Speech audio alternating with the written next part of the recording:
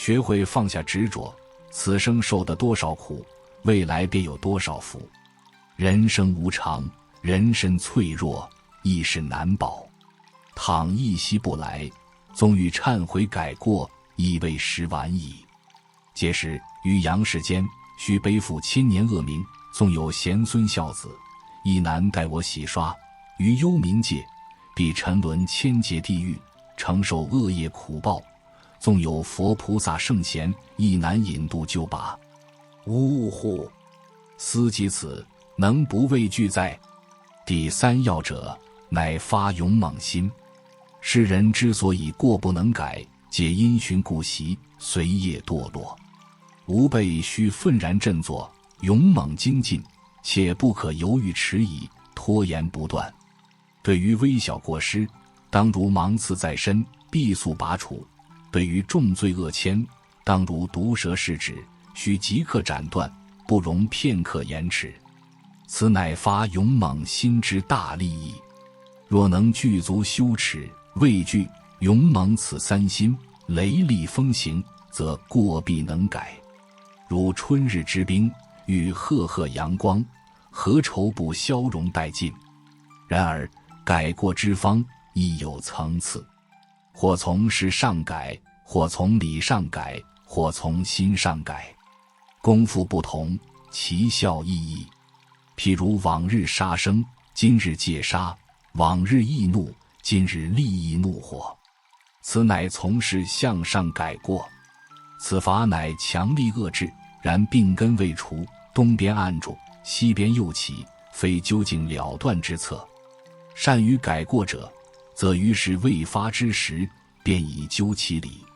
譬如杀生、辩思，天地有好生之德，万物皆贪生怕死。我今杀彼之命，以养我身，于心何安？再者，彼遭宰割，入沸水，下油锅，痛苦彻骨。我以此养己身，纵有百般珍馐，过喉即空，而一箪食，一瓢饮，亦足以果腹，何苦杀生造业，自损福德？复思之，凡有血气形骸者，皆具灵芝。既有灵芝，与我同属一体。我未能修成圣德，令万物敬我、亲我、依我，岂能反下毒手，杀其性命，令其嫌冤怀恨，怨气冲天？思及此，见杀生而来之时，必痛心疾首，难以下咽。又如往昔易怒，便思人之不及我者，情理上我当怜悯之；人有无理加之于我者，此乃其过，与我何干？思及此，实无可怒者。复思之，天下无自恃之豪杰，亦无怨人之学问。我德行未至，皆因福德未修，未能感化于人。当以此反躬自省。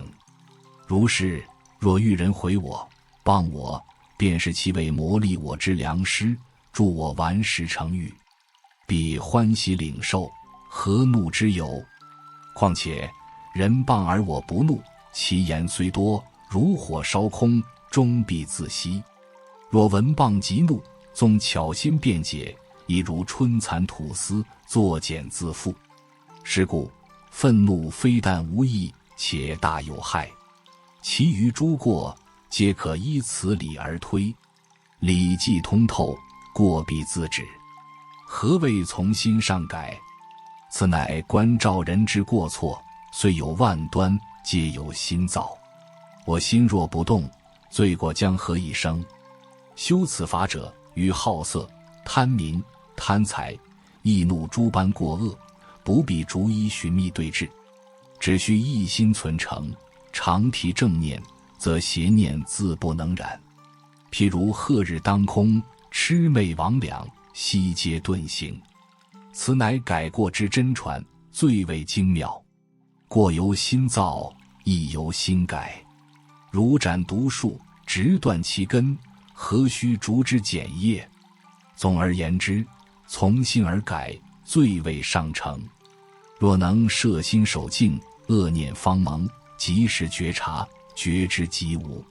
若力有未逮，则当从明理以除过；若理义未明，则当从事向上对治。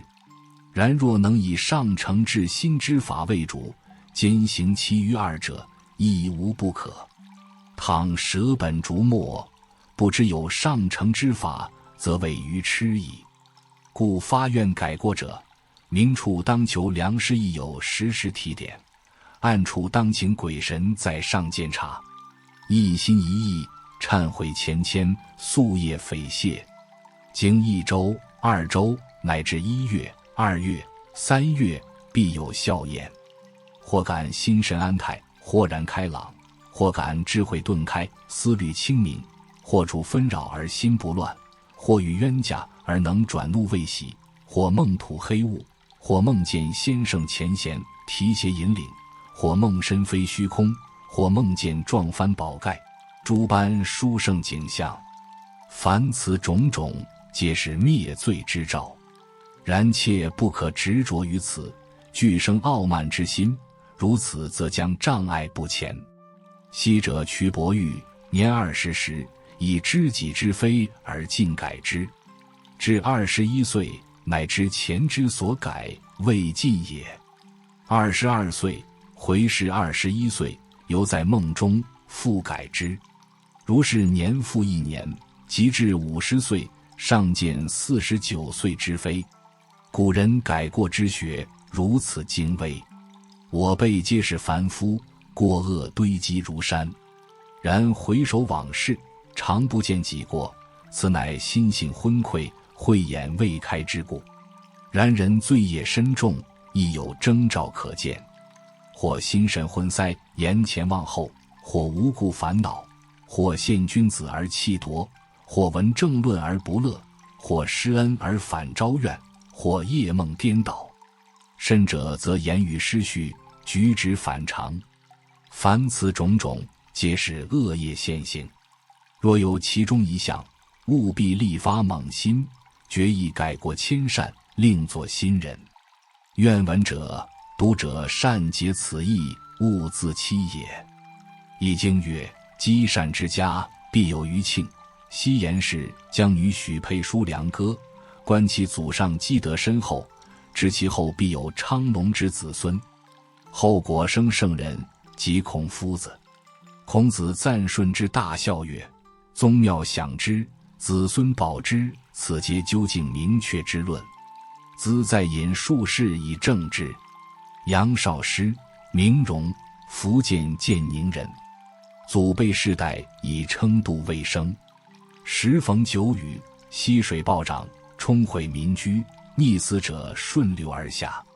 他州皆争相捞取水中财货，为少师之曾祖与祖父，专心救人，一无所取。乡人皆笑其愚。及少师之父出生，家道渐裕。有神人化作道士，告之曰：如祖有阴德，子孙必将荣显，可将祖坟迁于此地，言必只是一处。其家依言迁葬，后风水师皆称其为白兔坟。后生少师，若冠即登科第，位至3公。其曾祖、祖父皆蒙皇恩追赠如其官，子孙昌盛，至今尚多贤人。世间何事最难为？莫过于紧握不放那单恋沉迷之物。一旦沉迷，心便自生缠缚，手便紧攥，心便忧惧，辗转思量着离别之日，遂感无边苦痛与惋惜。究其根由，无非我执深重，累世习气，只知攫取，未尝思及舍离。常人梦寐之中亦有放下，然非主动舍离，而是无力在握，直至精疲力竭，苦不堪言，方才撒手认命。同时放下，心态迥异，一则自在，一则被迫，其间牵绊与苦楚，自是天壤之别。可曾静坐于己心深谈，思量昔日沉迷之物，如今安在？若非一堆无言的记忆灰烬，若非那幅尘俗世中磨损的无尽羞辱，若非那旧时爱伤的斑驳痕迹，魂牵梦萦于一个虚幻的幸福彼岸，还剩下什么？岁月悠悠，情愫深深，欲望交织，将所有或喜或悲的日子编织成虚妄的幻想，在梦中等待那个梦里的人，从未有过一刹那为此刻的真实而全然地活着。人忘了归途，忘了来处，忘了那悲悯的泪海，仍日夜吞噬着苦难的众生。而我竟未曾真正地爱惜过自己，原来我才是那个最需要被救度的苦难众生。自救尚且不能，何以救人？昔日沉迷之物，今已化作路边尘埃。风过处，微尘渺渺，万里无踪，唯余我独坐，拥抱那历经万劫生死的记忆余烬。何时未能猛然醒觉？何时便仍沉沦于那浮浅、狂乱与悬荡之中？尘世的雨淋漓了生生世世，路途的尘染就了无常的素衣。待有朝一日，行者自繁华梦中醒来，伸手接一滴清凉的甘露，洗净所有疲惫的悲欢离合。届时于得失之间，我又是谁？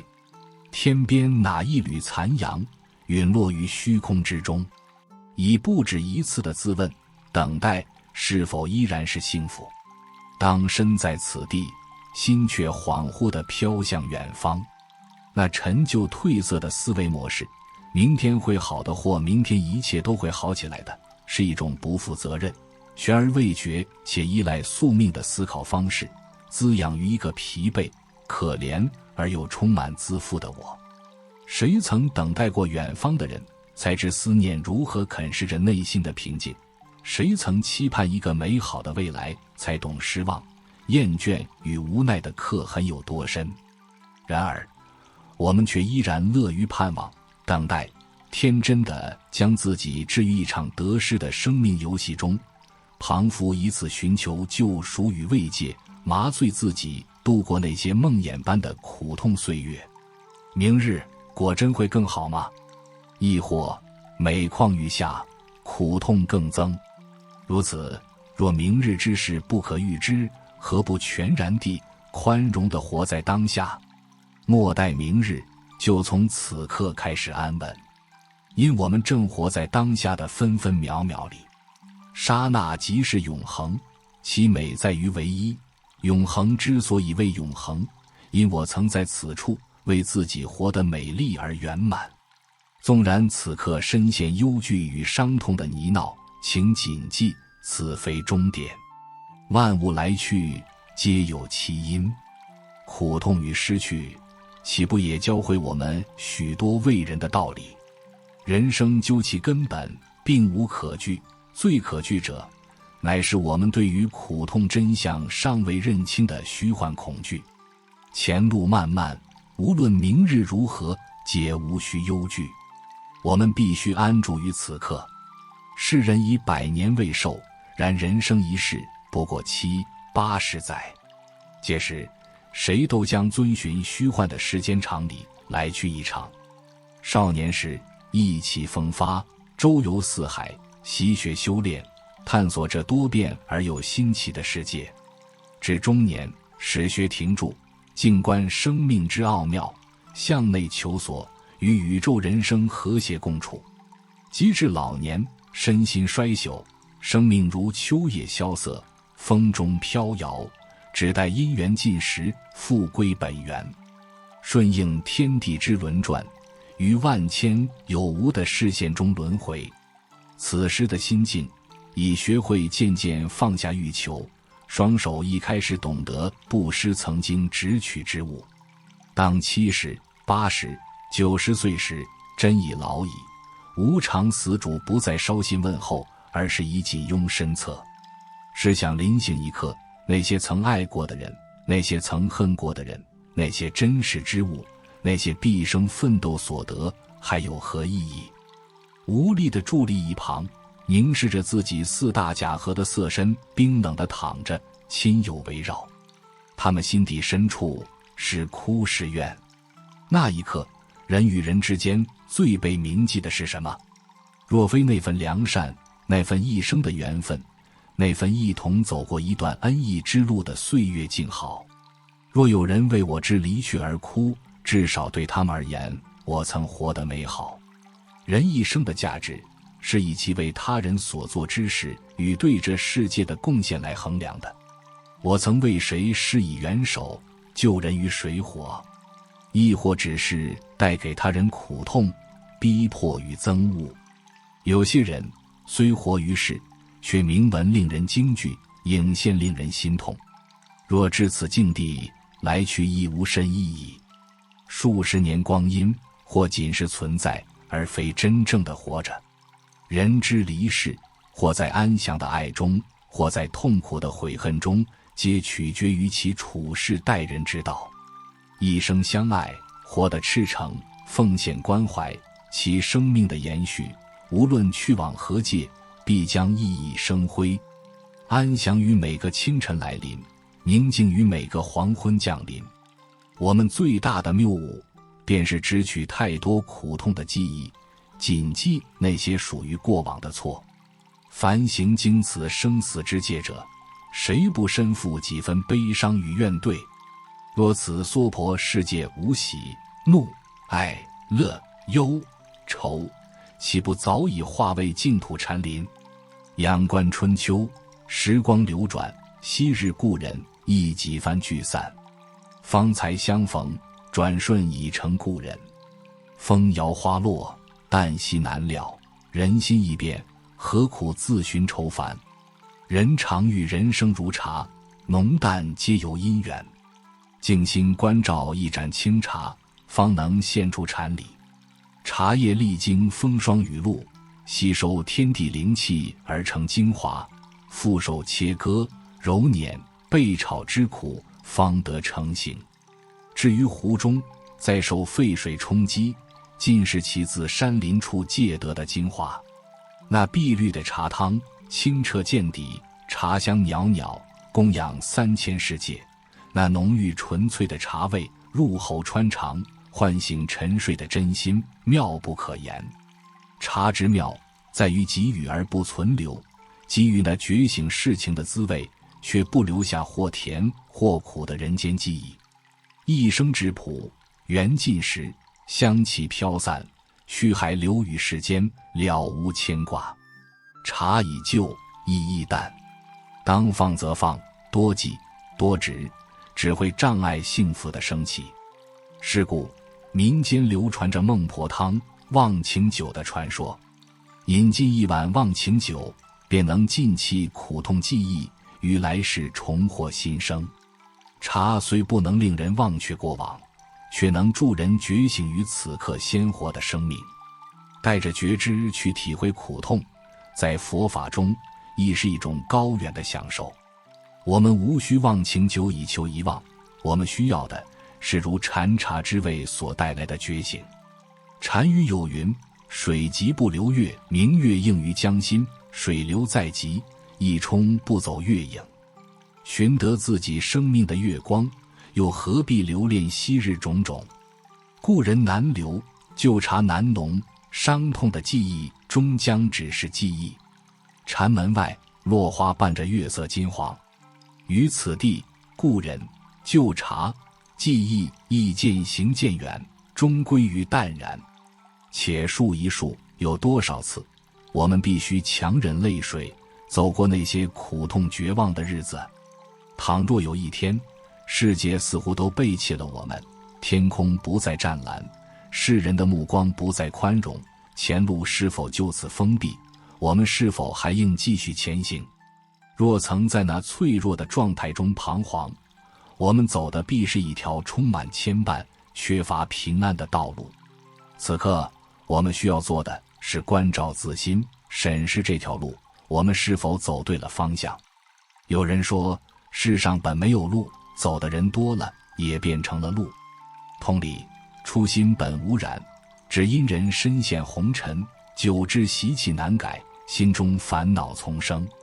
有的路铺满芳草鲜花，有的路遍布荆棘利刃，有的路通往幸福与爱，有的路引向黑暗与苦难。今日我们之所以走上这条路，皆因过往自己的选择，并非人人皆有幸走在安稳、美好、高尚的正途上。尚有太多人在迷茫的岔路口徘徊，在苍茫的人世间寻捕着出路。若不幸踏上那幽暗险途，请勇敢地站起来，转身离去，为自己选择另一条路，并在每一步足下铺上玫瑰。人生虽不过100年，又能有机会？纵然相爱，亦难相守一生。人生相遇，如途中伴侣，起点既不同，莫妄想终点能携手同行。在寻找光明本源的旅途上，你或许会对那些浮华、是非、烦恼、名利，以及那些封闭的心、狭隘的偏见感到厌倦。谁能继续前行，谁在中途放弃，都是我们每个人必须找到答案的课题。唯有穿越风暴，方知内心能有多平静。无论如何，请站起来，继续前行。请记住，坑洞荆棘仅在足下，而我们头顶尚有辽阔苍穹，日月清辉仍旧日夜照耀着那条繁花江湛的道路。收尽人间因离别而流的泪，足以飘逸大地；拾尽红尘中因不舍而生的汗，足以填满虚空。是以常闻苦海无边，众生泪水难停，只因分秒流逝，而人人未曾醒悟。谁曾深爱过，方能体味人间烦恼；谁曾远离所爱，方能彻悟生离死别之苦。日复一日，怀抱破碎之心寻找安宁，直至遇见对的人，以为幸福将永续。岂料离别乃8苦之一，令人在幸福中亦需承受痛苦与折磨。爱而不得，爱而须远离，泪水只能藏于思念。历经诸多伤痛，终将醒悟，是否是我贪爱、期盼与直取过甚？爱一个人，意味着已为自己推开一扇通往苦海的门，那么也请勇敢地准备好面对离别的心境。有相聚必有离别，有团圆的幸福，必有分离的苦痛。万劫以来，人生在世，肩负沉重尘劳，孤独行走数十载，来去之间，怀抱一份未圆满的爱，神时便只能在轮回之海中漂泊，只为寻找梦里的故人。相遇相爱，是为缘分；缘尽情灭，亦是情理使然。顺应因果缘起，业力常报之安排，远胜过为一句誓言而痛苦100年。若去者与留者皆能坦然放手，离别便不再是泪水的颜色。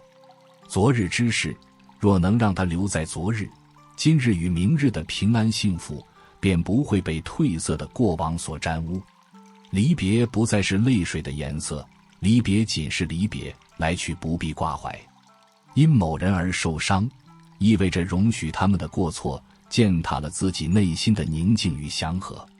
当初选择与一个陌生人同行，既已为他敞开生命的大门，那么当伤痕累累之时，也请勇敢地将他请出你的心房。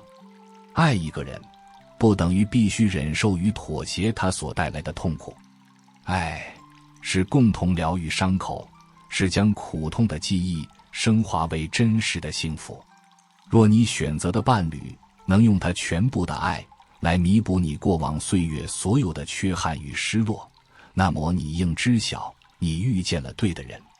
每个人选择伴侣的标准或有不同，但无论如何，能与一个带给你安宁感的人相伴，对于一颗在风雨飘摇的俗世中渴望被爱、被庇护的心灵而言，其价值无可估量。苦痛无人期盼，却是人生的实相。越是恐惧、逃避，便越容易与之相遇。走过苦痛的岁月，方能学到人生的大课题。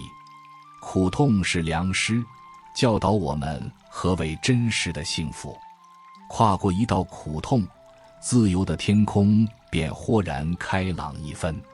宽恕他人的一道伤痕，轮回的路途便退后一步。此刻的苦痛或令我们心碎，然日后回首，或许我们将深深感谢这些苦与痛。我曾说，所有悲伤皆是美丽的，所有苦痛皆在教导慈悲。若已深知苦痛为何物，我们必不愿再将同样的苦痛加诸于任何人。此即因为懂得，所以慈悲。亲爱的你，纵然此刻生活在无尽的苦痛中，也请不要畏惧，尽心关照苦痛的本质。当你从中学会应学的课题，他们便会悄然离去，为幸福与安宁腾出空间。纵然疼痛，你仍需站起，继续前行。头顶那片高远的天空，清澈而寂然，无私的爱仍遍满其间。如钟摆，终将回归静止。我们如花朵，奋力飞向高空，历经风雨烈日，终将回归大地的宁静。一生一世的时光，不足以道尽生死轮回的深远。或许是千劫万年的漂泊，或许仅是智慧顿开的一刹那。人生的期许，常受限于逆境与苦痛。谁曾历经断肠之痛，方能体悟万物一体的大爱。有时，心中怀抱一份单纯的爱人之念，只需些许理解，些许慈悲，过错便能化为光明。苦痛，人人畏惧；与乐，虽欲抗拒，却仍投身其中。人只想要安逸，那份苦涩，无人能代我承受。期盼平静，本不难寻，只需放下，不争，不求，不执，无所作为，便能在此地空明的存在。何须仰天呼号，俯首求贵人相助？身陷困境，足踏苦痛，亦是为让我们体验那份因无明而加诸于众生的断肠之感，无论有意或无心。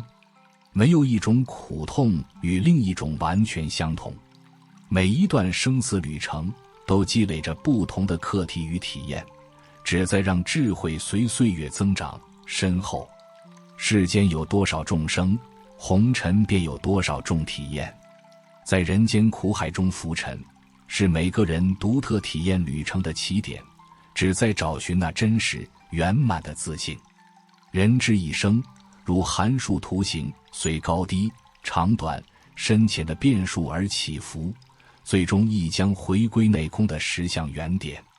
苦痛并不可怕，重要的是我们能从中领悟到什么，并起身修补自己的心。莫忧惧，莫彷徨，怀抱一颗清明之心，以空寂的灵魂与慈悲的双眼走入这世界。行于正道，自有善神护佑，遇见同道，于人间必有感应。你并不孤单，万事终将过去，我们也终将重归平静。没事的，一切都会好起来的。时下的年轻人喜欢说早安，周一好，10月你好，11月你好，灿烂的5月你好。有人迎接新年，有人迎接盛夏，有人迎接金秋。有人问候一份无名的忧愁，有人问候那紧锁灵魂的孤独，却少有人问候此时此刻。这证明我们尚未能身心合一地全然地活在当下。面对并活在当下，实非易事，它需要稳固的定力根基与坚韧不拔的毅力来实践正法，以涵养内在的品质。因缺乏定力的熏修，我们多半活在当下，却迷失于当下。若不被过往牵引，便会漂流至未来，被各种俗物所缚，不外乎财、色、名、食、睡以及种种娱乐消遣。每日升起的亿万念头中，有多少是不善的？有多少是无谓的？而善念又占几何？心中所生之念，无论主动或被动，皆深深刻下个人的印记。每一念皆会引来与其频率相应的能量与境界。一个高尚、宽容的爱念，必将使发射与接收的能量场达到平衡、安乐与幸福。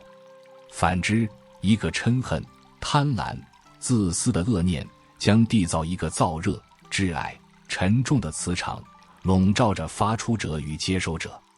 亲爱的，请勿抱怨命运为何加诸我们如此多的苦难、障碍。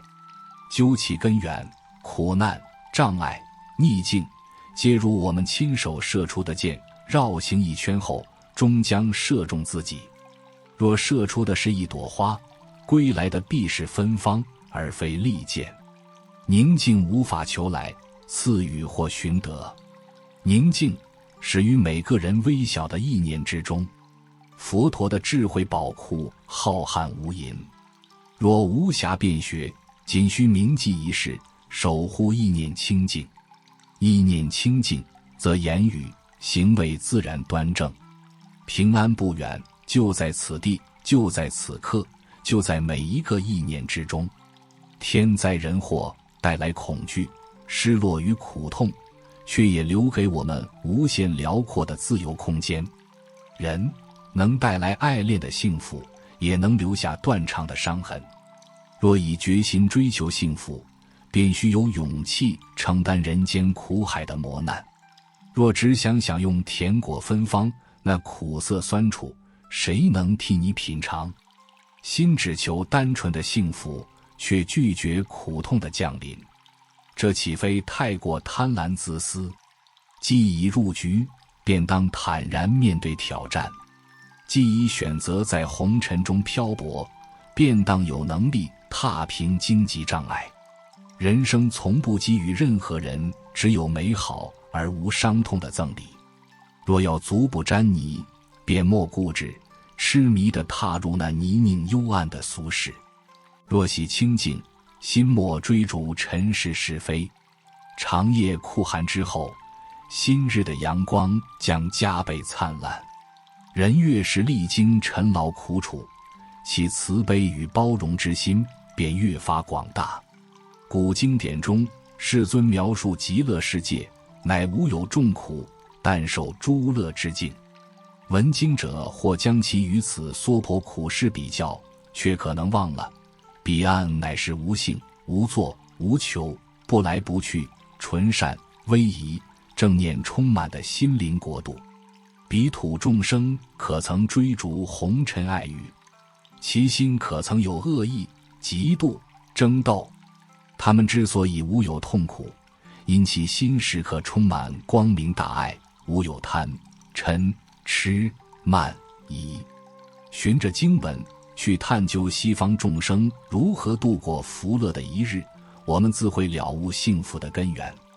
晨起持花，遍供十方诸佛；午间受食，于正念慈悲中精行；午后听闻妙法，研习经典；夜晚则专注摄心入定。终日安住于戒、定、慧之中，苦痛如何能乘虚而入？反观娑婆众生，心负重忧，若不驰骋于未来，便沉溺于过往的哀愁。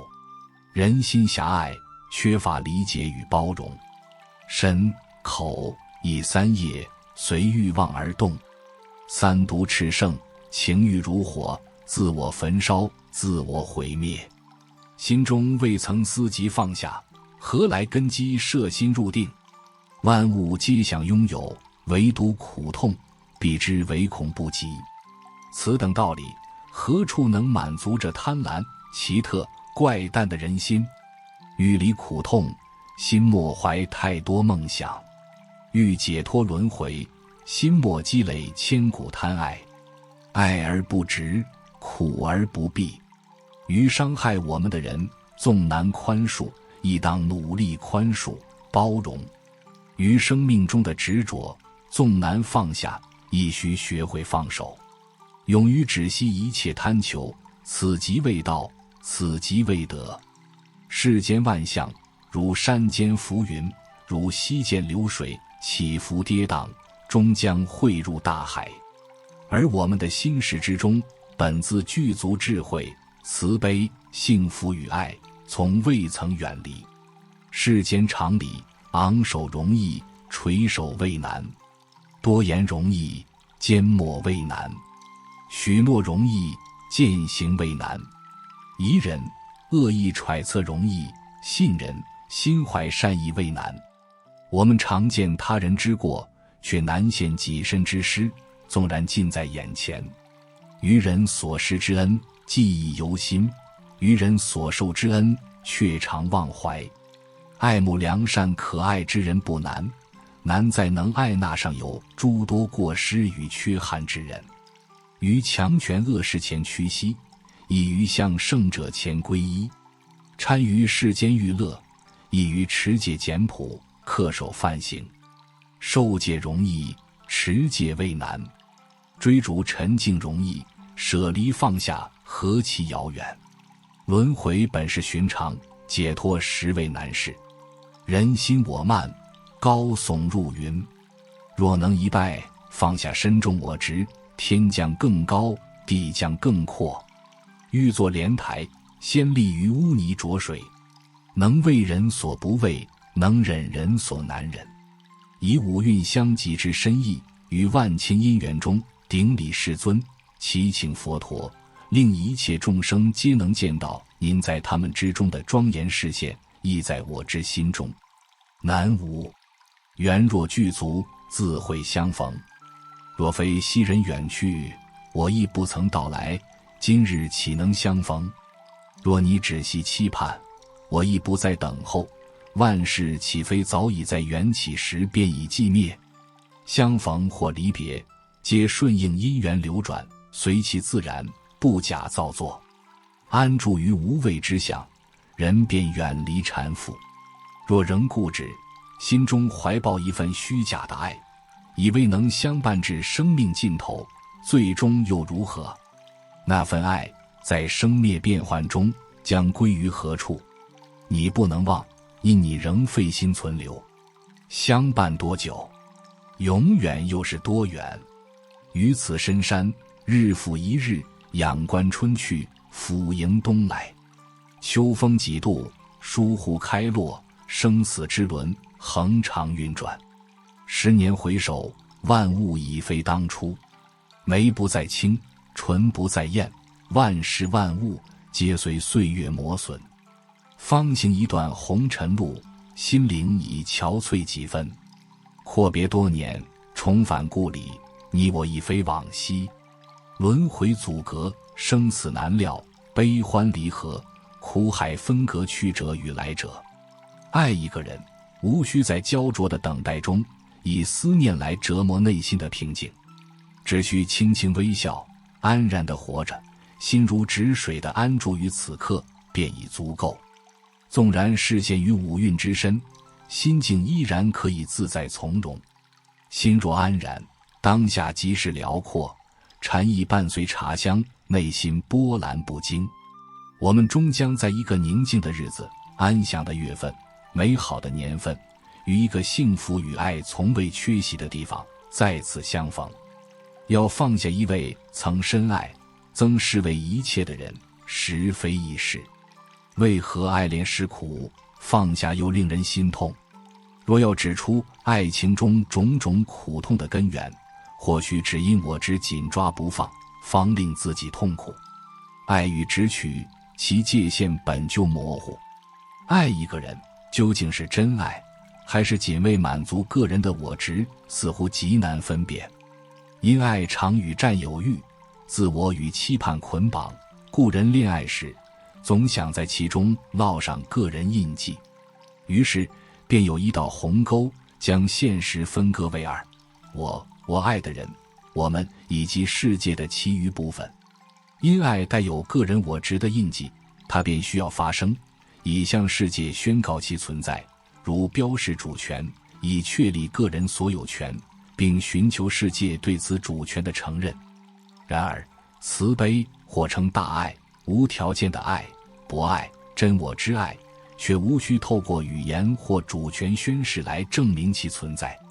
如阳光普照，无有谴责，无有分别，亦无求回报。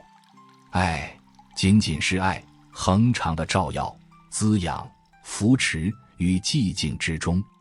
沉浸于此大爱者，从不因恐惧失去而忧虑、嫉妒，从不因害怕失落而不安。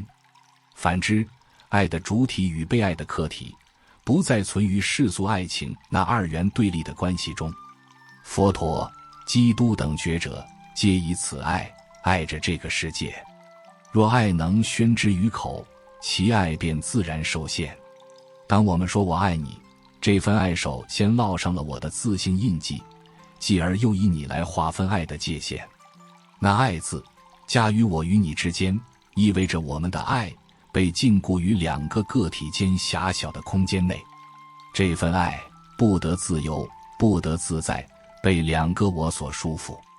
在如此狭隘受缚的空间里，爱又岂能不碰撞受伤？爱的幸福程度取决于双方能给予彼此多少自由的空间。修行便是一个转化、提升爱的本质，并扩展个人我执范围的旅程。爱一个人，是从我走向我们，从你走向众生，最终达至大爱的崇高境界，彻底消融我与人的对立，不再有我爱你，仅于单纯、清澈、寂静、无求、无执的爱。爱在言语中，慈悲在静默里。言说愈多，爱愈显浅薄。且静坐，且聆听，去感受那真实的爱。你可曾有过这样的疑惑？天地为何长久？因其不为己生。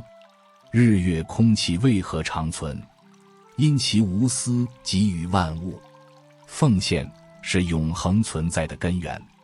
我们的生命中有着宇宙奉献的印记，因此为回报这世界，我们也当学习奉献，敢于奉献给他人，奉献给这世界。何时了却人间债？何日能得一悠哉？乐此偿还借贷事，轮回圈里苦徘徊。因缘本由自心起，谁能断却望天涯？当生命之夜尚未合上，谁信任你？莫欺骗，当坦荡分明。当人生步履蹒跚，谁伸援手？莫轻望，当铭记困顿时。谁真心爱你？莫为名利而背弃。风吹散的是虚名，真情永存。于人生浮沉之海，静坐观心。雨过天晴，怨恨化为安然。莫于人生客栈中，再添束缚。行于风雨，方能体味世事沧桑。当时光飞逝，莫编织太多幻梦。停止捕风捉影，圆满每一个当下。世事常变幻，四季易更迭。梦境重重，且以觉醒之心相待。当生命之夜尚未合上，请活在当下，莫待深陷梦境，方才幡然醒悟。感受在操控我们所有思想与行为中扮演着极重要的角色。感受如一条长河，每一个感受皆是其中一滴水，滴水汇聚而成江河。我们可以静坐岸边，观察并辨识每一个感受的升起、流淌与消逝。感受有三：乐受、苦受、不苦不乐受。当苦受升起，我们倾向于驱赶它。更好的方式是回归正念的呼吸，静静地观察它，以更清晰地看见它。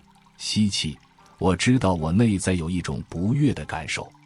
呼气，我知道我内在有一种不悦的感受。准确地命名一个感受的本质与缘由，如愤怒、悲伤、喜悦或幸福，有助于我们更深刻地辨识它。我们可用呼吸来触碰感受，并接纳它们的存在。若我们的呼吸轻柔、平顺，我们的身心也因此变得清安、澄明、寂静，我们的感受亦然。我们必须以无分别心来观察感受。我们知道，感受非我之外物，感受即是我，我即是感受。我们不让感受淹没或惊扰我们，亦不排斥它。不排斥不执取正是禅修者的舍心。若能温柔地、慈爱地照料不悦的感受，我们便能将其转化为滋养自身的健康能量。透过观察与辨识，我们能被不悦的感受所启迪，它们将助我们更了解自己以及我们所处的社会。表达愤怒未必是好事，当我们任其显现并持续，便是在潜意识中强化了愤怒的种子。向令我们生气的人发泄愤怒，可能造成许多破裂。有些人选择击打枕头泄愤，他们关上房门，将所有怒气借由猛击枕头而发泄。有人认为这是在接触愤怒，我却不以为然。此举亦非接触枕头，若了解枕头为何物，我们便不会如此对待它。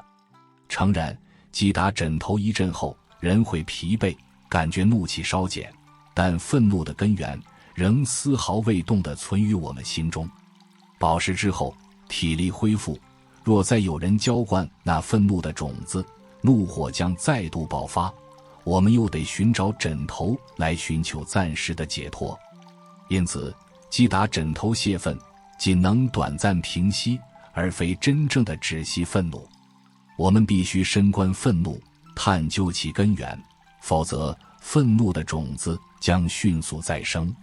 在日常生活中，若我们专心播种善的种子，这些善的种子将会照料我们愤怒的种子，并在不知不觉中转化它。我们的正念如阳光，照亮万物。阳光看似无所作为，然草木受其照耀，便无时无刻不在转变。芙蓉花于夜间闭合，然阳光照耀数小时，便不由自主地绽放。我们的正念亦然，若时常滋养，便能透视愤怒之心，令其敞开，让我们看清其本质。当看清愤怒的真面目，我们便不再受其控制，我们将获得解脱。愤怒源于对自身及导致当下愤怒的远近因缘缺乏了解。我们生气，或因欲求不满，或因骄傲，或因猜疑，或因烦躁。因此，愤怒的主因在于我们自身，外在的环境与周遭的人仅是助缘。当地震或洪水发生，我们较能接受其带来的巨大损失，但当伤害由某人造成，我们却缺乏耐心去承受。我们理解洪水、地震的成因，却不愿费心去了解那个人为何引发了我们的怒火。例如，有人对我们说了一句难听的话，或许是因为他刚也被人如此对待，或许在他童年，他那酗酒的父亲便常用那样的语气对他说话。当看清这些因缘，我们便无法再生气。如此说，并非一直我们要纵容那些总是伤害我们的恶人。我想强调的重点是，我们必须首先照料好自己内在愤怒的种子，然后若那个人确实过分需要教化，我们将出于慈悲去教化他，而非出于恐惧或报复。当我们真正理解他人的痛苦，我们便会设法帮助他们解脱，如此亦是在帮助我们自己。我们让自己的心变得清安、祥和，充满爱的质素。常言道，一笑10年少，不是吗？那么，为何我们不多爱自己一点，多爱这世界一点，对着世界，对着每个人，多一点微笑？当身心俱疲，一笑也难，若能展颜，枯萎心花渐展。当事情如霜，饱受委屈，若知一笑舍下，沉重心灵释然。人生毁誉，不必活在他人嘴里，轻轻一笑不语，岁月终将流转。谁曾有过错，一笑添几分宽容。乐知此乃娑婆，世人本多造业。于苦痛飘零时，且乐观一笑。只要心存良善，天不绝人之路。让爱意充满心间，生命日益温暖。灵魂如海宽广，微笑滋养希望。纵是帝王，若立于微笑，亦是贫乏。苦痛是一回事，谁能禁止我心喜悦？微笑点缀幸福。今日你微笑了吗？莫让那能改变心情的微笑尘封在角落。于此生，诚实与善良是每个人不可或缺的品质。善良是每个人心中的一轮明月，这轮明月能照亮精神的天空，能感化、改变所有行走于其光芒下的人。善念是一粒种子，善心是一朵花，善行是一枚甜果。每个人生来皆带有良善的种子，若此种子日日得以照料、灌溉，终将长成参天大树。然亦有人遗失了此种子，因而变得冷漠、疏离；亦有人玷污了此种子，因而变得无情、残酷。没有人不需要善良，亦没有人不能被善良所感化。即便是钢铁般坚硬、冰雪般冷酷的心，亦会在某一刻因一丝善良而变得温柔、暖热。行善非如存款于银行，真正善良的人不计利息。善良的最高境界是不执着于善行的结果与回报，常于心河之畔，观照己影。若我微笑，影现我之笑颜。同理，人生若向善，坚信未来幸福必将回报。人世间的苦，如影随形，避无可避。然而苦的本质并非惩罚，而是一场修炼，一场转化的机缘。我们之所以感到苦，往往并非事件本身，而是我们对事件的看法与执取。同一场雨，有人羡之而愁，感叹泥泞湿冷；有人羡之而喜，心闻万物滋润。雨未曾变，变的是人心。学会放下执着，便是学会在生命的大雨中，为自己撑起一把从容的伞，观雨而不为雨所困。我们执着于什么？执着于昨日的伤痕，不肯让其结痂。昨日之飞如已沉之舟，我们却仍牢牢抓住沉船的缆绳，任由它将今日的我们拖入记忆的深渊。我们一遍遍地在心中重演那些伤痛，每一次重演都是对自己再一次的伤害。那曾经伤害我们的人，或许早已远走高飞，而我们却成了自己最忠实的囚徒，用怨恨与不甘筑起一座新牢。真正的放下执着，并非强迫自己遗忘，而是承认它的发生，理解其因缘，然后温柔地松开紧握的手，允许那艘沉船安息于水底，让自己的生命之舟得以继续轻快地航向未来。我们亦执着于明日的幻梦，我们将幸福寄托于一个遥远的如果。如果我拥有更多财富，我就会快乐；如果我达到那个职位，我就会满足；如果我与某人相守，我的人生就圆满了。我们为了追逐这个如果，耗尽了此刻的全部心力。我们像一个在沙漠中追逐海市蜃楼的旅人，越是奋力奔跑，越是口干舌燥，却从未停下脚步，品味自己行囊中尚存的那一壶甘泉。放下执着，并非放弃努力或对未来没有期盼，而是不再将生命的全部重心压在一个不确定的未来之上，是懂得耕耘于当下，而不焦虑于收成，是享受攀登的每一步，而非只盯着遥远的山顶。当我们能安住于此刻，每一步都踏实，每一刻都完整，未来的福报便在这一刻的安然中悄然孕育。然而最深刻、最难以觉察的执着，莫过于对我的执着。这个我，是我们一切烦恼的总根源。是我觉得受了委屈，是我觉得面子挂不住，是我想要得到赞誉，是我害怕被人轻视。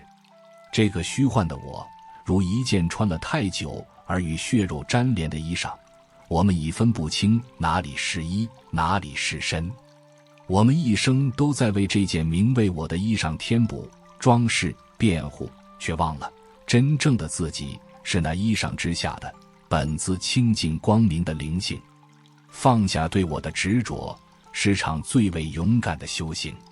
它意味着在被误解时能淡然一笑，明白他人的言语只是他人的投射，与我的真相无关。它意味着在成功时能心怀感恩，了知一切成就皆是众缘和合，非我一人之功。它意味着在面对失去时能了达万物本就无常，从无真正拥有，又何来失去。当这个我被逐渐放下时，我们的心便如挣脱了枷锁的鸟儿，得以在辽阔的天空中自由飞翔。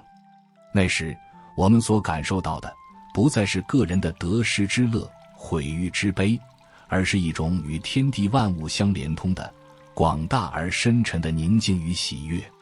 这便是从苦难中提炼出的最为纯粹的福报。事关流水，遇时则绕，遇洼则满，从不与障碍抗争，只是顺应地势，一路向前，终归大海。我们的心亦当如是。放下执着，便是学习流水的智慧，不与生命中的顽石硬碰，而是以柔韧之心绕过它，包容它。人生中的逆境与苦厄，便是那些顽石。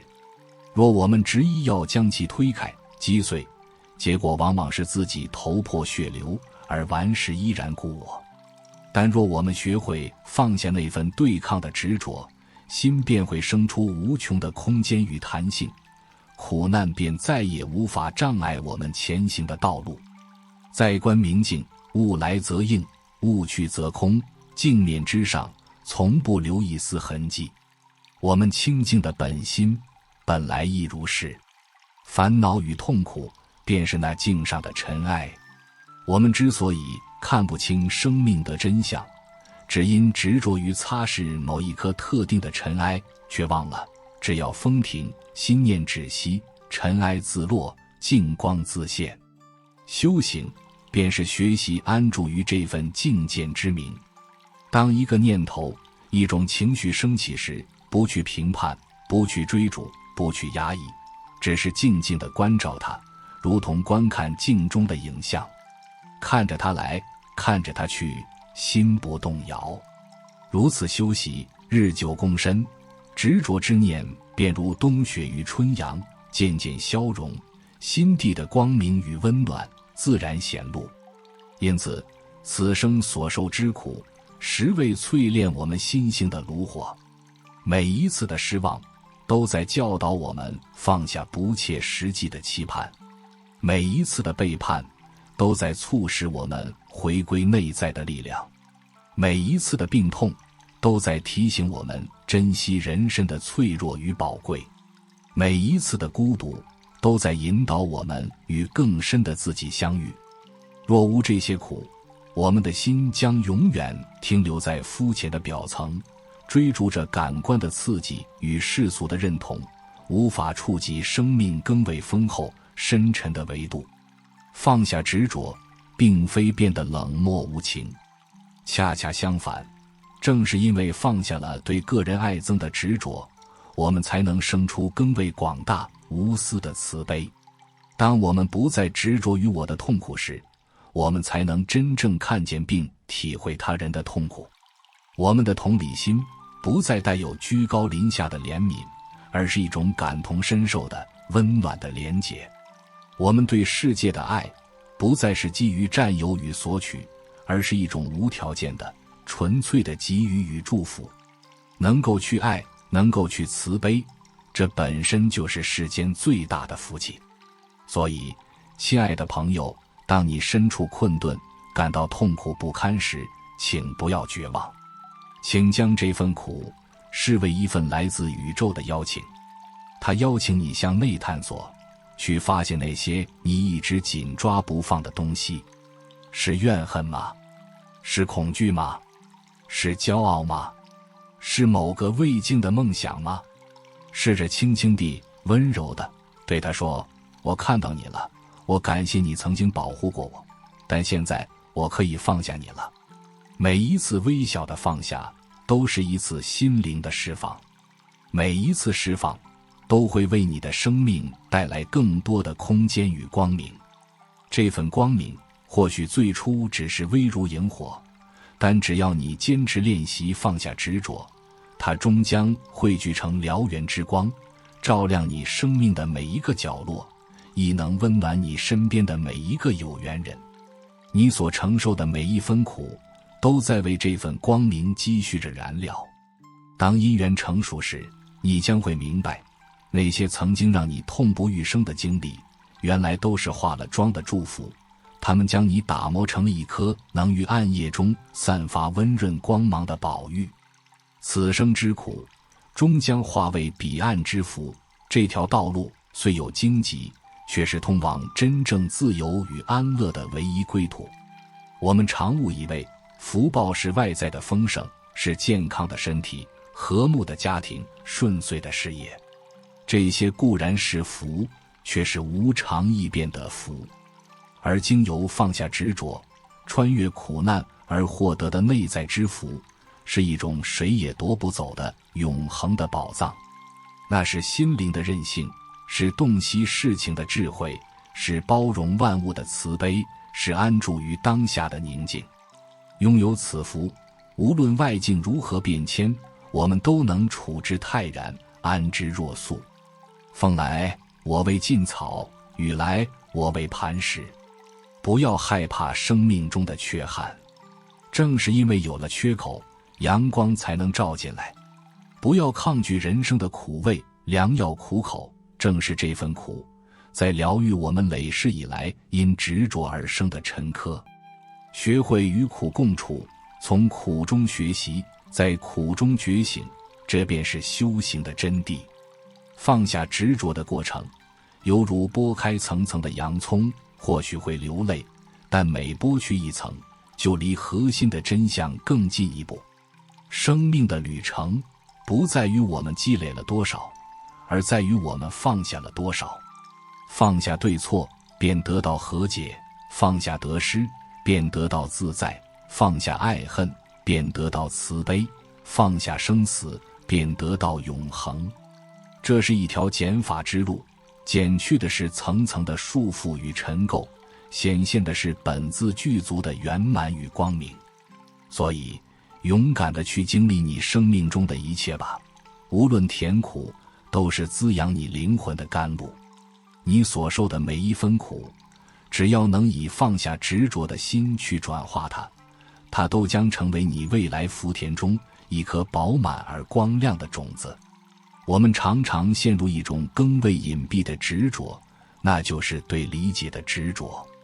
我们渴望被他人理解，渴望自己的善意被看见，渴望自己的苦衷被体谅。当这份渴望落空时，我们便感到孤独与愤懑，觉得世界亏欠了我们。然而我们必须了悟，要求世间所有人都以我们的视角看世界，这本身就是一种不可能的苛求，是一种深沉的我执。每个人的生命历程、知识结构、情感模式都独一无二，如同每片叶子都有不同的纹路，他们无法完全理解我们，正如我们也无法完全穿透他们的内心。真正的放下执着，是放下那份被理解的渴求。当我们不再向外索求认同时，内心便会生出一种深刻的笃定与力量。我们做事是因为它本身是对的，是符合我们内心良知的，而不是为了换取谁的掌声。我们付出是因为给予本身就是一种喜悦，而不是为了等待一句感谢。这份不求回报的坦荡，会让我们从复杂的人际关系中解脱出来。我们会发现，当我们不再执着于他人的眼光时，反而能与他人建立起更为真诚、轻松的连结。因为我们的交往不再带有交易的色彩，不再有期待与失望的拉扯。这份从人际烦恼中解脱出来的清凉，便是由苦涩的孤独感中提炼出的甘美的福报。还有另一种执着，是对正确的执着。在家庭中，在工作中，在朋友间，我们常常为了证明我是对的，你是错的而争得面红耳赤。我们执着于自己的观点、自己的经验、自己的逻辑，并试图强加于人。在这场永无休止的对错之战中，即使我们赢得了道理，却常常输掉了感情，输掉了和气。家本该是温馨的港湾，却因无谓的对错之争，变成了唇枪舌剑的战场。放下对正确的执着，并非是要我们放弃原则，变得是非不分，而是要我们明白，对有很多层面，有世俗的对，有情理的对，更有慈悲的对。在很多时候，选择慈悲远比选择正确更为重要。当家人因一件小事与你意见相左，放下执着，不是去辩论，而是给予一个温暖的拥抱，说一句或许你说的也有道理。这份退让看似是输了，实则是赢得了家庭的祥和与亲密。当我们不再将自己的意志视为唯一的标准，我们的心胸便会如山谷般开阔，能容纳不同的声音，不同的风景。这份由争执之苦中解脱出来的宽广胸怀，便是修行路上不可多得的福德资粮。进一步深观，我们还会发现对时间的执着。我们懊悔过去，焦虑未来，却独独忽略了唯一真实存在的当下。过去的种种，无论是辉煌还是不堪，都已是尘封的档案，我们无法回去修改任何一个字。未来的种种，无论是美好还是险恶，都尚在虚无缥缈之中，我们的忧虑无法为其增减一丝一毫。我们的心像一只无法停歇的猴子，在过去的枯枝与未来的幻影之间跳跃，唯独不肯安住于当下这片丰饶的土地。放下对时间的执着，便是练习活在当下的禅定功夫。吃饭时便只是吃饭，感受米饭的香甜，感受食物滋养身体的过程，而不是边吃边滑手机，或满脑子想着待会儿的工作。走路时便只是走路，感受脚步与大地的接触，感受微风拂过脸庞，而不是心急火燎地奔向某个目的地。与人交谈时便全心全意地聆听，而不是盘算着自己的下一句话。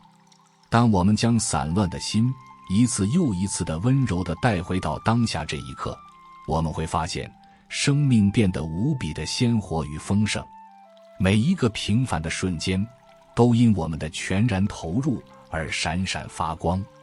这种从时间的牢笼中解脱出来的深刻的临在感，便是我们能给予自己的最珍贵的礼物，是永不枯竭的福报源泉。更深一层，有一种执着，是对身份的执着。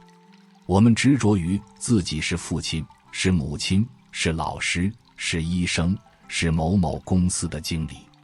这些身份标签给了我们安全感，也给了我们沉重的枷锁。我们为了扮演好这些角色，常常压抑了真实的自己。身为人父，便觉得自己必须永远坚强；身为人师，便觉得自己不容犯错。我们被这些身份所定义，所束缚，忘记了在所有身份之下，我们首先是一个鲜活、完整、有血有肉的人。放下对身份的执着，是回归生命的本真。它意味着承认自己的脆弱与不完美，允许自己有悲伤，有困惑，有需要帮助的时刻。当我们不再用力地去扮演某个完美的角色时，我们反而能以更真实、更人性化的方式去履行我们的职责。一个承认自己也会犯错的老师，更能得到学生的信任。一个敢于示弱的父亲，更能与孩子建立亲密的情感连结。当我们脱下那一层层的身份盔甲，我们的心与心之间便再无隔阂。这份卸下重担后的轻松与真诚，这份人与人之间纯粹的连结，是任何世俗成就都无法比拟的深层幸福。我们所经历的每一次人际关系的磨合，每一次事业上的起落，每一次身份角色的转换，其实都是一场场让我们看破执着的道场。那个让我们头痛的同事，可能是在教导我们放下对顺心的执着；那次失败的投资，可能是在教导我们放下对掌控的执着；那场突如其来的疾病，可能是在教导我们放下对永恒的执着。宇宙从不轻易地给我们磨难，每一次的安排都是一帖针对我们最深执着的良药。关键在于，我们是选择抱怨要苦，还是选择感恩这份疗愈的机会。放下执着并非一蹴可及的顿悟，更多时候它是一种反复的持续的练习。就像打磨一块璞玉，需要千百次的切磋琢磨。今天我们可能因为一句话而放下了一点点傲慢，明天我们可能因为一件事而放下了一点点贪求。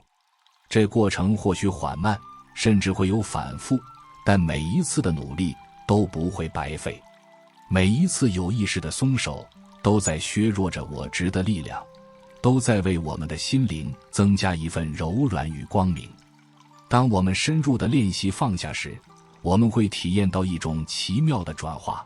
苦依然会来，但它不再能轻易地伤害我们。它像一颗投入大海的盐，虽然存在，却无法改变大海的辽阔与深邃。我们的心因为放下了种种执着，而变得如同大海一般。烦恼升起，我们觉察它，但不卷入它，任它如浪花般自行生灭。我们成了自己心念的主人，而不是情绪的奴隶。这种内在的自由，便是《心经》所说的度一切苦厄，是从根本上转化了苦的体性，使其成为智慧与慈悲的养分。这份转化的力量，源于我们不再将自己视为一个孤立的、与世界对立的个体。当我们放下我的执着时，我们便能感受到自己与万事万物的深刻连结。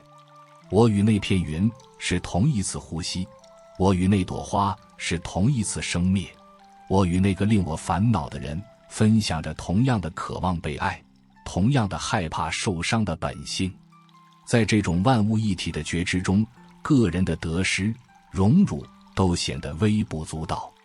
我们的心自然而然地变得宽容、柔软，充满了爱。这份消融了小我，融入了大我的浩瀚与喜悦，便是此生修行所能达到的最究竟的福报。因此，不必畏惧生命中的艰难时刻，每一次的挑战都是一个放下的契机，每一次的放下都是一次回归，回归那份本自具足的清净、自在与光明。你所承受的每一分痛苦，都是在为你铺设一条通往内心宝藏的道路。只要你愿意转身，愿意松手，你将会发现，你苦苦向外追寻的一切安宁、喜悦、圆满，其实从未离开过你。他们就静静地在你的内心深处，等待着你放下执着的行囊，回家。在修行的道路上，我们还会遇到一种更为精细的执着，那就是对知识与道理的执着。我们饱读经书，能引经据典，口若悬河地谈论空性、慈悲与无常。我们将这些佛法之见当作装点自己门面的饰品，或作为在辩论中胜过他人的武器。我们的心像一个装满了珍贵地图的仓库，我们对每一条路径都了解得一清二楚，却从未真正地踏上旅程。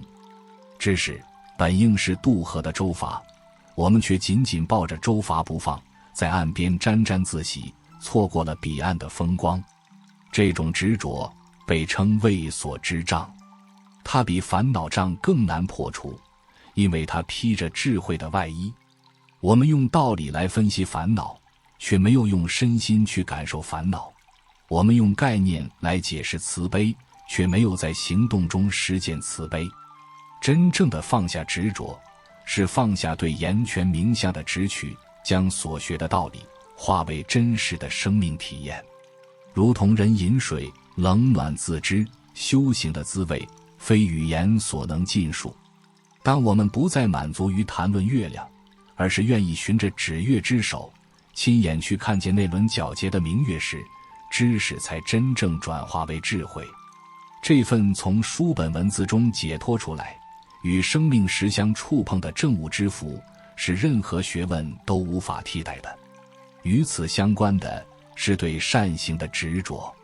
我们布施、持戒、行善，这本是好事，但如果我们心中存着一个我在行善的念头，那么这份善行便不够纯粹。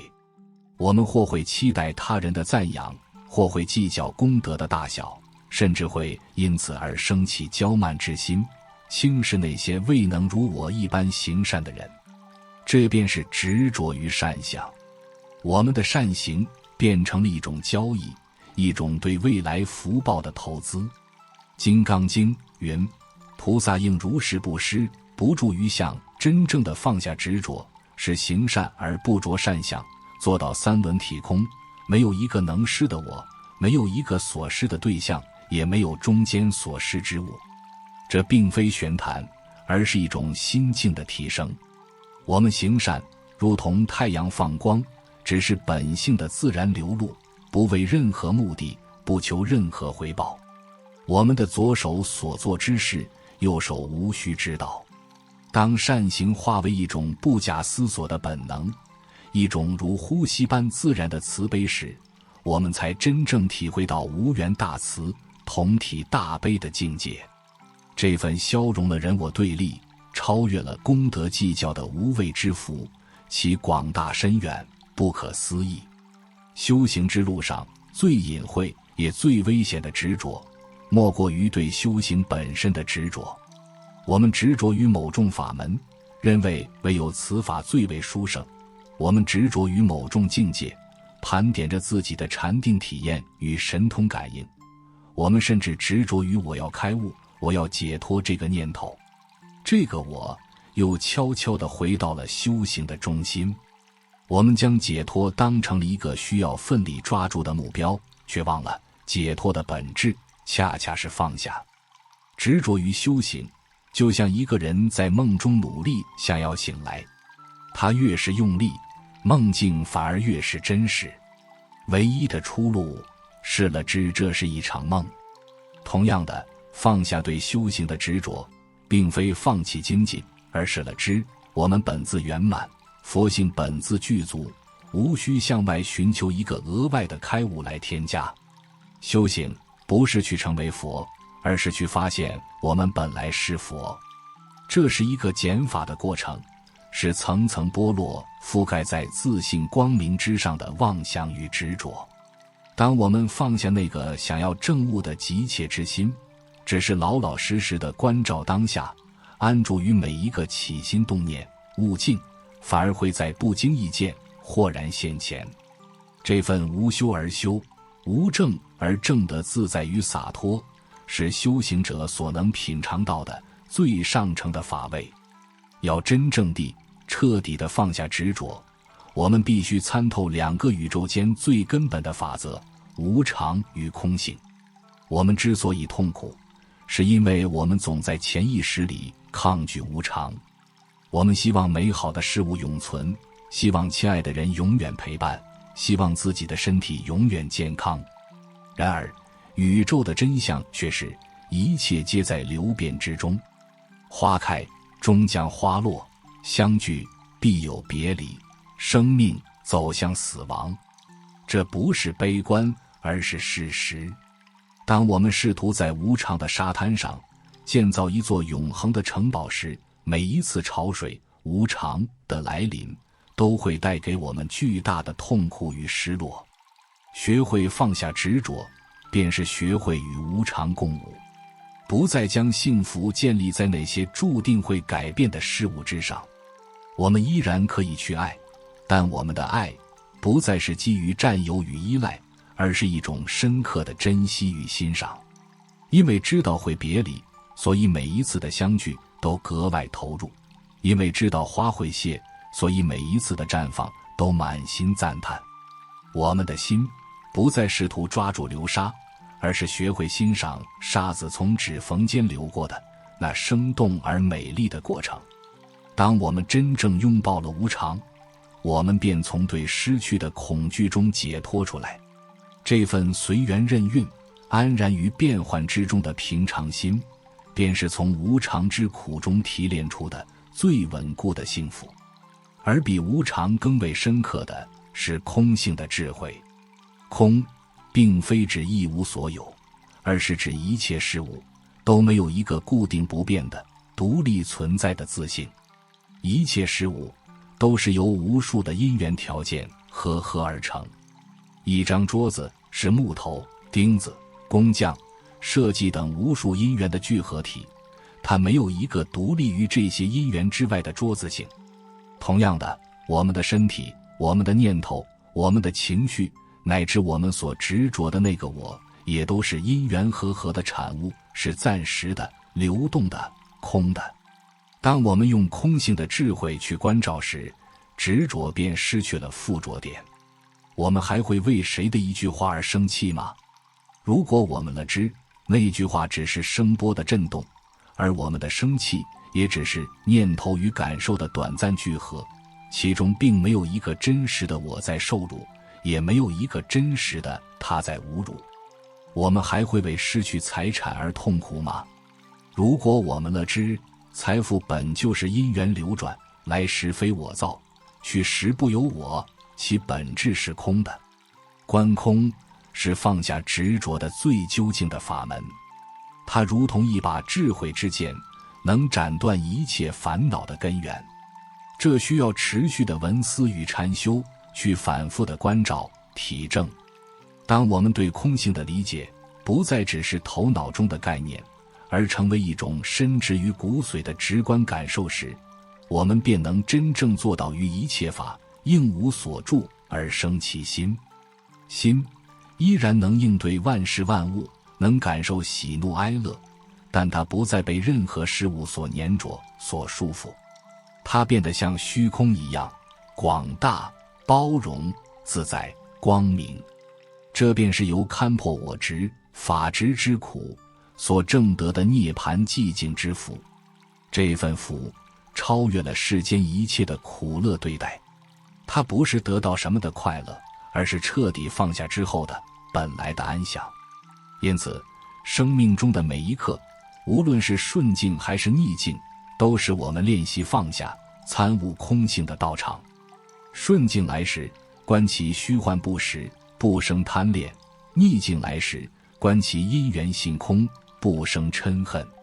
在人际的互动中，观人我皆空，而生慈悲；在世事的变迁中，观万法无常，而生精进。如此，我们便将整个生命转化为一场觉醒的修行。我们不再是一个在苦海中挣扎的受难者，而是一个以世界为实验室的探索生命真相的科学家。每一次的痛苦都是一个珍贵的实验数据，它清晰地标示出我们执着的所在。每一次的放下都是一次成功的实验，它验证了自由与安乐的方向。在这场伟大的内在探索中，我们一步步地从自我中心的狭隘牢笼中走出，回归到那个无边无际与宇宙同体的本来面目。此生所受的每一分苦，都成了这条回归之路上最坚实、最明亮的垫脚石。我们必须审视一种极为根本且普遍的执着，那就是对身体的执着。我们将这个四大假合、终将败坏的色身视为我的实体，我们为它的青春貌美而骄傲，为它的衰老病痛而恐惧。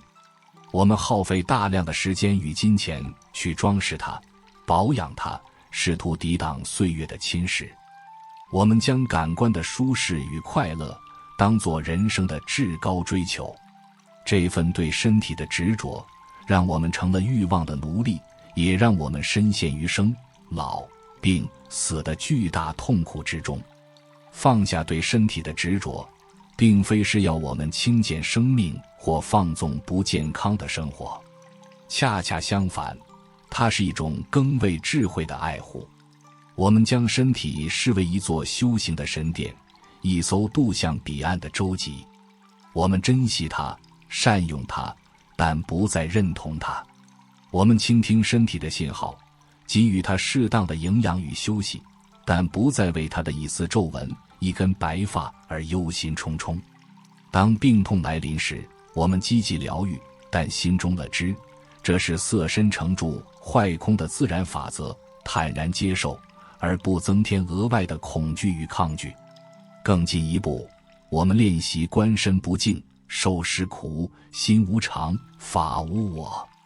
透过内观，我们看见身体内部不过是皮肉筋骨、屎尿脓血的集合，并无一处值得究竟贪恋。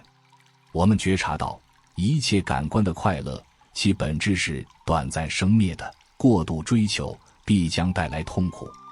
当我们能够以一种客观、抽离的态度来观察这个身体时，我们对它的执着便会自然松动。我们不再被身体的种种变化所牵动，内心获得一种深度的安稳。这份从对色身的执取与恐惧中解脱出来的深安，是心安的重要基础，是修行中真实不虚的福德。与身体执着紧密相连的是我们对语言的执着。我们执着于他人的赞美，一句好话能让我们乐上3天；我们也执着于他人的批评，一句恶言能让我们耿耿于怀数年。我们将语言文字视为绝对的真实，却忘了语言本身只是一种符号，是思想的贫乏载体。它永远无法完全捕捉到现实的丰富与流动。同一句话，在不同的情境，由不同的人说出，其意涵可以天差地别。放下对语言的执着，是培养一颗不为八风所动的心。八风：吉利、衰、毁、誉、称、讥、苦、乐。当赞誉、利、誉、称、乐之风吹来，我们心中了知，这只是因缘和合的暂时现象，如空中浮云，不因此而骄傲自满。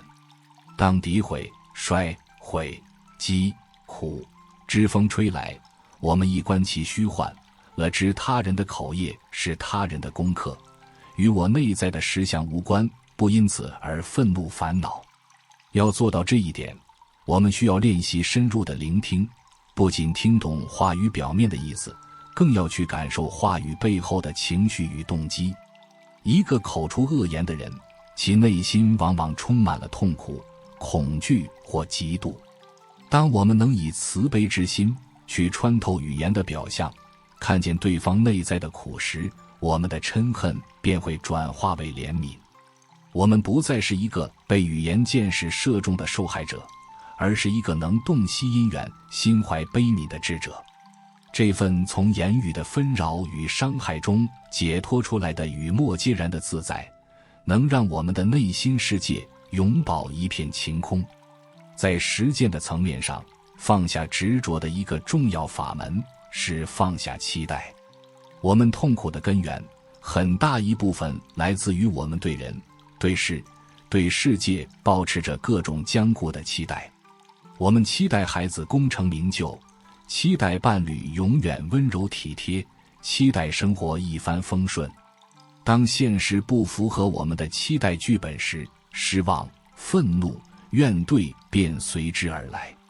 我们就像一个固执的导演，试图强迫所有的演员都按照我们的脚本演出，结果却让自己和所有人都疲惫不堪。放下期待，并非是变得消极颓废，对一切都无所谓。它是一种更为成熟的、基于智慧的态度。我们依然可以有愿景、有目标，但我们不再执着于结果必须以某种特定的方式呈现。我们尽力而为，然后随顺因缘。如同一个农夫，他勤劳地耕种、浇水、施肥，但他不会期待老天爷必须在何时下雨、何时放晴。他做了自己能做的部分，然后将结果交托给更广大的因缘网络。当我们放下对他人的期待时，我们才能真正地看见并接纳他们的本来面目。我们不再试图改造他们，而是学会欣赏他们独特的生命样貌。这份无条件的接纳是爱的最高形式，它能疗愈关系中许多的紧张与冲突。当我们放下对生活的期待时，我们才能拥抱生命所给予的一切，无论是惊喜还是挑战。每一天都是一场全新的冒险，充满了无限的可能性。这份从期待落空的痛苦中解脱出来的全然敞开的生命态度，将会为我们带来无穷的创造力与喜悦之福。与放下期待相辅相成的是学会接纳不完美。我们活在一个崇尚完美的文化中，我们追求完美的容貌、完美的工作、完美的家庭，也追求一个完美的自己。我们无法容忍自己的缺点与失败，对自己和他人都极为苛刻。这份对完美的执着，让我们永远处于一种紧张和焦虑的状态，因为完美是一个永不可及的幻想。接纳不完美，首先是接纳自己的不完美，承认自己会有软弱、有嫉妒、有贪婪，承认自己会犯错。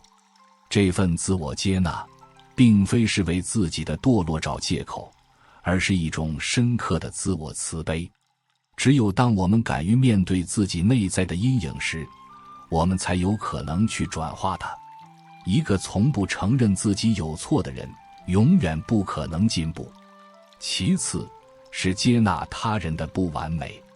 乐知每个人都在自己的业力与习气中挣扎，他们之所以会伤害我们，往往是出于他们自身的无明与痛苦，而非全然的恶意。当我们能以这样悲悯的眼光看待他人时，宽恕便会变得容易。最后是接纳生活本身的不完美。乐知缺憾与圆满本就是生命的一体两面，没有黑夜便显不出白昼的光明，没有离别便体会不到相聚的珍贵，没有苦痛便无法深刻理解幸福的真谛。如同日本的金继艺术，用金粉来修补破碎的器物，那一道道裂痕反而成为一种独特而深刻的美。我们生命中的那些裂痕，那些伤痛，那些失败，那些缺憾，只要我们能以接纳的心去拥抱它，它终将成为我们生命中最独特、最闪亮的勋章。这份从追求完美的焦虑中解脱出来的拥抱完整的智慧，将使我们的心变得无比的温柔、坚韧而丰厚。要更深地巩固放下执着的修行，我们还需要将视野扩展到因果的宏大维度。我们之所以执着于眼前的得失，是因为我们的眼光太过短浅，只看到了此时此刻的这一小段生命切片。因果的法则告诉我们，一切的发生都不是偶然的。今日我们所受之苦，或许是过去某一世、某个行为所种下的因；今日我们所享之福，亦是往昔善行的果报。当我们以三世因果的眼光来看待生命时，许多的执着便会迎刃而解。面对逆境，我们不再怨天尤人，而是了知这是业力现前，随缘消旧业，坦然承受，并借此机会忏悔行善，为未来种下善因。面对顺境，我们不再骄傲自满，而是了知这是福报现前，更要惜福培福，善用眼前的资源去利益更多众生。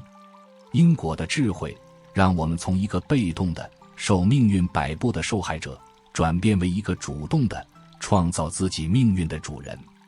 我们明白，未来并非命中注定，而是由我们当下的每一个起心动念、每一句言语、每一个行为所共同塑造。这份了知，给了我们无比的希望与责任感。